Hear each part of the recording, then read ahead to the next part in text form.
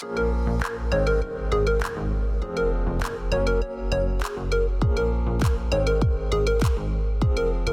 I am Vitold, who is now coming to you with quite dramatic and perhaps encouraging even conclusions about the new Triumph Tiger 900 GT Pro that I've spent some time with. It is my honest review of this bike. You don't get many of them here, so if you want to see both sides with no additional sweetening, then here we go. The GT in its name means that it's a road-oriented version that is basically a little bit shorter. The other one, the Rally, is taller, has a 21-inch front rim instead of a 19-inch one, like in this GT lineup. Then the Pro means that it's for pros. Yeah, no, not really, but it's a trim that is higher than the standard, and so the bike comes with some extra equipment like electronically adjustable rear suspension instead of manually, a center stand, auxiliary lights, a quick shifter, tire pressure monitoring system, and some additional connectivity options for those who want to connect themselves with it, and also heated both seats. And for the record, they all come with cruise control, with heated grips, with handguards, cornering ABS, traction control, and riding modes, different riding modes that you can choose from. The Pro trim just has one more riding mode in that GT lineup. About that tire monitoring system, just a quick note on the side. Well, I think that all motorcycles today should have it as standard, just as they do have ABS, but well, for that you can go, or you have to go for the GT Pro here. But I'm actually not sure it's necessary, as you can get tire pressure monitoring system also for the base version as a well-priced upgrade.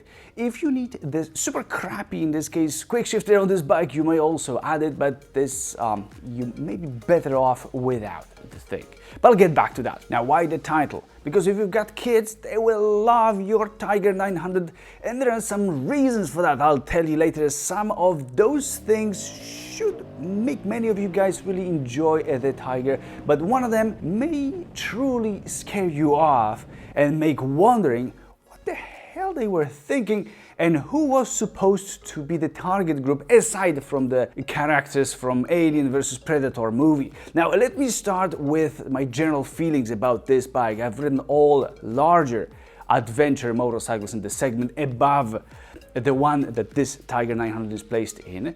It's dozens of motorcycles that I've experienced, and I'm happy to share all the learnings and conclusions and experiences with you guys now. So on the Tiger 900, at first there are two main feelings, two main conclusions, even before you set off, but once you already are on it.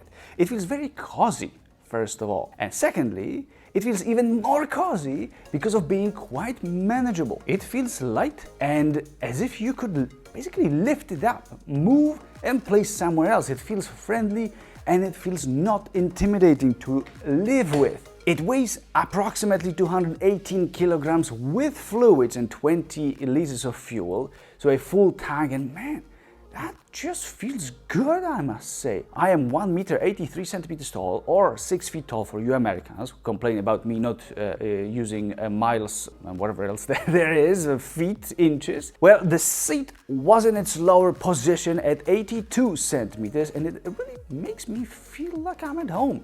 However, on a bigger Tiger 1200 with a seat at 85 centimeters, I also feel very much like at home. But this one here appears as an easier to move around thing, and I like that. I do really enjoy that. I see benefits of having a smaller, lighter bike for many occasions. The seat is adjustable and it can be raised further by 2 centimeters to 84 centimeters, and I would be good with it there too. 82 doesn't seem like way too low for me, and right at the beginning I need to tell you a thing about it, as I believe it makes the whole bike feel in a certain way, and that feeling still stays till the end. The seat is really comfortable, and it seems like Triumph is now a brand that simply knows how to design a nice and comfortable motorcycle seats. And it's even heated. It can be even heated along with the passenger seat. Now, wow, man. So if you're a person who likes it not too hard and would choose a Rolls-Royce instead of a Ferrari,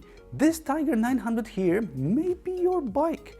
And I certainly am impressed, and I love the direction that Triumph is taking with those adventure motorcycles. The 1200 is also super comfortable, by the way. In this one, the 900, a handlebar that to me feels like it's almost perfectly positioned, so not too wide, and it's fine in the city to deal with in some tight spot, but also not too narrow to still provide you with a lot of control over the bike. That's great. There is enough pullback for me, means it's close enough to my body. So if you're built similarly to me, you won't have to lean forward or have your arms stretched to the limit in order to comfortably reach the bars. And it's a great place to be in for me. So what happens after you set off? There comes a thought. Should I maybe raise the seat by those 2 centimeters?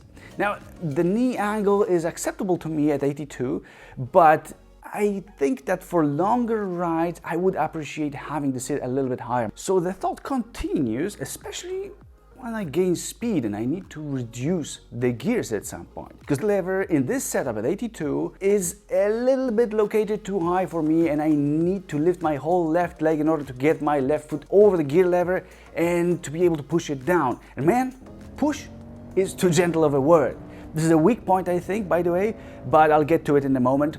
So this may be a reason to raise the seat and have your feet in a more natural position when you're trying to change gears, and also use the rear brake lever. However, there's no need to bother with rear brake because it does nothing at all except for keeping the bike in place when you stop. That's its main use, I think. Other than that, it is basically useless, and all it does is annoy you, since there is not really much slowing you down, but instead it's just making ABS go nuts at all times when you use it. But the front brake is fine, bites the brake discs okay, and with a good feel. It is totally fine to use just this one, I think, in the end of the day. So as a whole, with the front brake, nothing nervous is going on there, and in fact I feel that the bike is behaving better than the Tiger 1200. So you will be able to stop fine, in other words. A lot of front-end dive with that front suspension in factory settings. That's the only downside, I guess, but it is what it is. It is significant, so don't basically expect anything else. But this topic is way less exciting than accelerating on this bike, and I've got to bow in front of Triumph for making this middle-sized engine an absolute blast. I believe that it's close to being a totally sweet spot for most riders. It's got so much pull from the bottom that I was constantly in shock. How can a 888 cubic centimeter, 95 horsepower 3-cylinder engine feel this way so low in the RPM range? The key is torque, I think, which is 87 Newton meters, so actually not that much, but it easily feels like a 1 liter plus engine with the way more torque, as the engine mapping makes so much of it available so low that it simply is phenomenal. This is the part where, in all excitement and respect to Triumph, I'm saying that this engine doesn't lack absolutely anything. Yes, this needs to be said.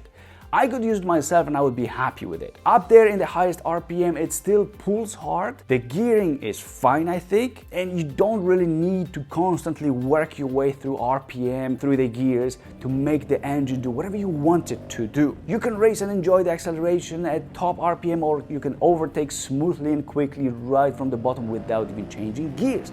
Guys, it's not easy to impress me here, especially after riding similar motorcycles just with almost twice as much power, but this engine is really very good. I don't see what bad we can say about it. And like in a good Hollywood movie, once it gets too pretty and too nice, there needs to strike a lightning and burn somebody's house. Usually the only one that's not insured, by the way. The same thing happens here. Imagine that you are nicely cruising on the Tiger 900, you drop a few gears and want to accelerate to nicely go around a turn on a beautiful mountain road. Second gear, high RPM, and you want to change to third using a quick shifter, and it doesn't work. So try again, and it clicks once, but it doesn't engage the third gear. So you hit the rev limiter and the bike chokes, suddenly slowing you down for a moment. So you try again, and now the lever doesn't even want to move out. It's somehow locked. And so is your fury at the bike, locked at it. Such a lovely day, a beautiful place and conditions, and you can't change bloody gear using this shit of a quick shifter. Triumph haven't clearly figured this technology out so far, and damn it, it is so close to being perfect, but reality strikes. Nothing is perfect. And that's also why I mentioned before that you definitely may not need the Pro version. Save your money. I personally would still buy the quick shifter as an option, at least because sometimes it does work fine, and you may drop some gears while fully holding the handlebar with your left hand, not working the clutch, and that's fine. If you're somewhere in the mid-range of RPM, it works fine up. But when accelerating super fast, it just likes to refuse to work quite often, way too often for my liking. Dropping gears also needs some force, and it's not the smoothest. Then I simply prefer to use the clutch and just, change the gears myself, as that thing was driving me nuts. And I think this is a flaw. This needs to be fixed by Triumph. However, if you don't push the bike to the limits, which I don't expect many of you guys to do, and I don't expect you to do it all the time, and you don't change gears up so late, you might just deal with it. It should be fine. Since I got myself in this mood now, I'll just mention a thing that bothered me also. Then there will be also one more significant thing later on to mention. The first one is that the clutch grabs super high, so you need to release the lever almost fully for it to start engaging to let you set off. Bringing the lever closer may help, but it's like, one last centimeter of its movement when it starts doing its job. To me, that's not very comfortable. I recommend that you definitely work on positioning of the lever. What adds to a certain level of challenge here is that the lever itself is short, and that ball mounted at the end of it takes a lot of space, so I cannot support myself with the last finger. I know it looks very elegant, but whatever. It's not a key thing, but to me it's also not exactly the most comfortable. Sometimes in a glove, my finger would get smashed between the other fingers, between this finger exactly, and that ball if I would still squeeze it there. If there's enough space between the handguard, I would get myself a longer lever, I think. And I don't have super huge hands like a bear. And speaking of bears, all the comfy and soft stuff together, along with a pretty smooth engine, make this Tiger appear as a bear, but a teddy bear. It is nice, it is soft, it is protective, it feels like it wants to take care of you, and it wishes you well. Maybe like a good mommy or a daddy that you need to kick, sometimes because of that quick shifter. But well, nobody's perfect again. So if you've got kids and enjoy being a dad or a mom, you should have mutual understanding with this bike, with this Tiger Bear. Seriously, there may really be a connection. If you like the bike to slap you in the face, don't bother with the Tiger 900. It's not this style. This is your family member that will smile every time it sees you. It's like a big fairy dog that you just want to pet and so on. Now, what about the suspension? Front wheel travel is not the largest with 18 centimeters. The rear is a little bit smaller at 17 centimeters. This GT in the Pro trim also has a rear suspension that is electronically adjustable, and you can do so, you can adjust it on the fly using a joystick that you use for basically everything else. Sometimes also as an indicator switch if you confuse the two, since they're right next to each other and they look very much alike. So you can keep the suspension adjustment on the screen constantly all the time there, and you can play with it on the fly, which is, I think, my favorite solution. I think that's one of the best ways that you can do it, since I can adjust it independently of riding modes. I can do it at all times and simply depending on what sort of surface I'm currently at the moment riding on. And after all this and having high hopes, seeing the wide range all the way from comfort setting through the normal to hard, I conclude that the best way is to set it somewhere in the normal and just forget you've got it.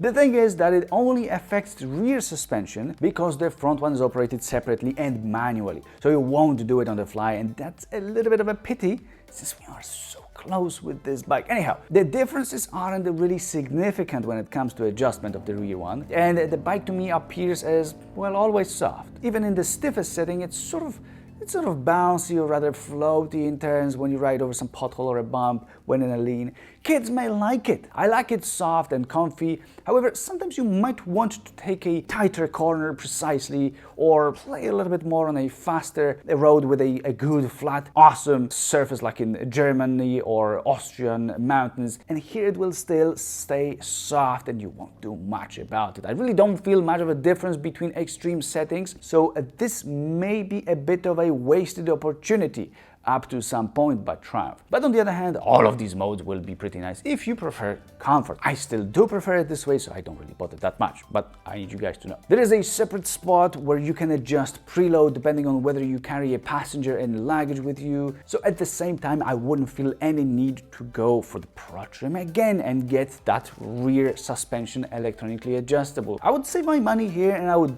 I think I would not regret it at all. Since we're here, a very important factor is handling, and I've got good things to say here, except for the rear tire, which was not very grippy somehow, so likely just the tire was lame. I'm not sure, but it was slipping in tighter and faster curves. By the way, the tires on this bike were Metzeler Tourens next. Floaty feeling doesn't help here as well, but at low speeds when riding between the cars, for example, I'm pretty happy with the bike. I was able to ride pretty much exactly the way I wanted. The position on the bike pretty much always allows me to control it well and to steer precisely. It's quite well balanced, and it is definitely neutral, which also seems like Triumph's thing. So there are only compliments here. A very strong point is that it's easy to keep the line at crawling speeds. So riding super slowly when going around some obstacle in traffic, but keep the bike upright and just maneuver. I appreciate that behavior a lot. At one point, I wished that the handlebar was a tiny bit easier to turn left and right, but perhaps stiffening that front suspension could make it closer to perfection. Then at the higher speeds, it maintains that neutrality. It is quick to start leaning and then to get back up on the other side, to lean on the other side to change direction. So it's all fine here. It handles in a way that you won't notice anything wrong going with it. And that to me means that it's simply good. Just that floaty rear suspension in the corners and the diving front end might be noticeable, which it doesn't exactly have to be a downside of the bike. Also, braking with the front brake when leaning will make the bike try to straighten up, but not in a way that's hard to overcome. I would say that it's more of a natural behavior in this case, and since the ride is very much effortless overall, it's nice to sometimes push the bike and have fun with it. Wind protection is interesting,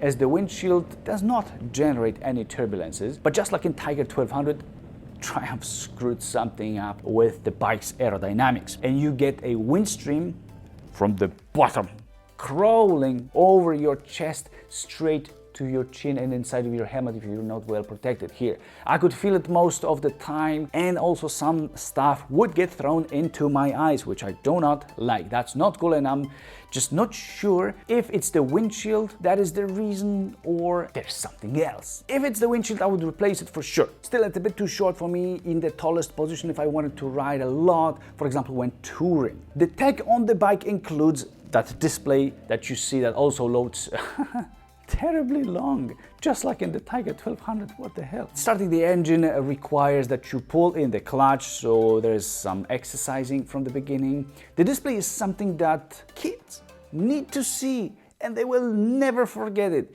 You will never forget it, and I will never forget it. This thing is pure science fiction, at least so far, without jumping at your face and crawling inside of you to grow inside of your body. That's the way it looks. And it's got 4 modes that are quite different from each other and kind of cool.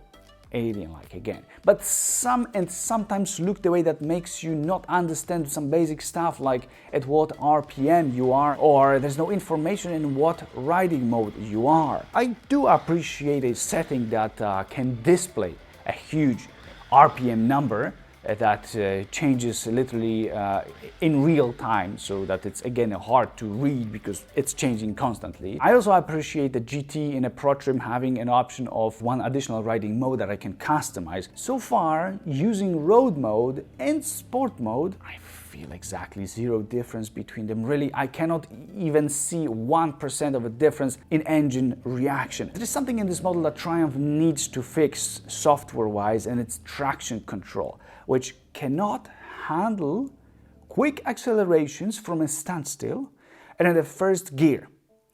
So somewhere around the middle of the way to the red line in mid-range of RPM, it suddenly can completely cut power if you attempt a full acceleration. Maybe it's that weird tire being really rubbish, but I haven't felt any loss of grip until that traction control would lose its mind and would kick me in the face. Out of all attempts, I would say that half of them, literally half of them, had this behavior in place. It needs to be addressed. Some issues need to be fixed there. The front light is LED, it is non-cornering for some reason, and with that stupid system that lets you use the flash only if you are in the daytime running lights mode, so not real light beam, but just that simple stripe like in a Honda Civic or some pickup trucks that light up underneath them. You're having that on the front. I'm afraid to ride a bike with something like this, and instead I prefer to use full lights. Then there is no flash, as the switch operates differently if you switch to a full beam. So it's permanently switching between high beam and low beam. And what's the idea of that? Why not make a full switch that can go back with a flash working by pulling it towards a grip like in all other bikes, and high beam engaging permanently when you just push it away and leave it there permanently. Just being different here, I don't think they make it work, at least for me. One place where this rule doesn't apply is office chairs, and being different here pays off, as you can get something better than anyone else if you go for electrically adjustable office chairs like these beauties. Unlike a suspension in Tiger 900 here, the differences in adjustment are huge and they are pretty obvious, as all things move electronically here in 18 directions. I hope you can see that. So this is something, if you like that, check them out at powerseats.eu. and yes, this is almost like an advertisement, even though I'm not paid for that, but I do get involved with the brand. In Tiger 900, we have a nice fuel cap that is easy to open, and I do like that. Then it becomes hard after opening, as you'll get surprised, since you will not actually be able to let the hose inside to insert it into the fuel tank or whatever that's called, because there's a metal bar inside on top that prevents you from doing that. It's literally right at the top. You cannot put the thing inside. There's no keyless system here available at all, and I would say that's a pity. BMW celebrates that with their F850 GS, since it's there in that motorcycle, so yes, they have a reason to be happy, I admit that. I cannot tell you much about the sound of this engine, as it's not very loud, so I wouldn't hear it all that much. At higher RPM it's louder, but it's not the nicest sound in my opinion. Nothing super exciting, but also nothing worrying. I think I would put an aftermarket exhaust on it to get more deep and more throaty sound out of it. There's no bad engine vibration at all. Nothing would bother me here, and we're getting chain drive here, and all right, it's not the top of the line motorcycle in Triumph's lineup, and if you would like to have shaft drive, then indeed you can, or you have to go for the bigger Tiger 1200. And it's got keyless ignition and it's got keyless fuel cap there. So, well, in this family of Tigers, we may actually call the larger and more expensive Tiger, so the 1200, an upgrade, but my direct comparison of these two will come here later. So we've got a capable middleweight adventure bike that does, I think, pretty much everything well. It will do well in tight city riding, on side roads, and also on a long highway ride. You may upgrade the windshield, then the quick shifter I think is pretty crappy, and so do not have high expectations here.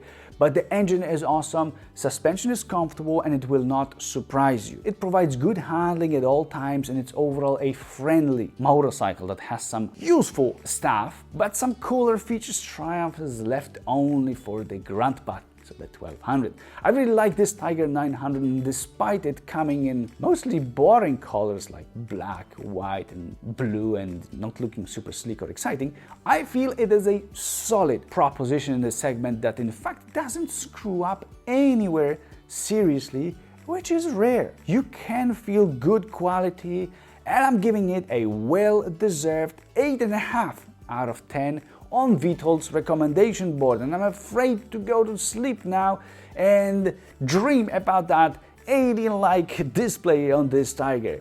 It's not a cheap bike, by the way, with the prices not that far from Tiger 1200, but it's probably pretty fair when comparing to some other bikes. There are also backlit switches on the handlebar in this trim of the Tiger 900 too, so the illumination after dark along with that display is, wow, that's something. Subscribe guys for the next honest reviews, and check the one about the Tiger 1200 GT, as it may also be a very interesting option for some of you. So see you there.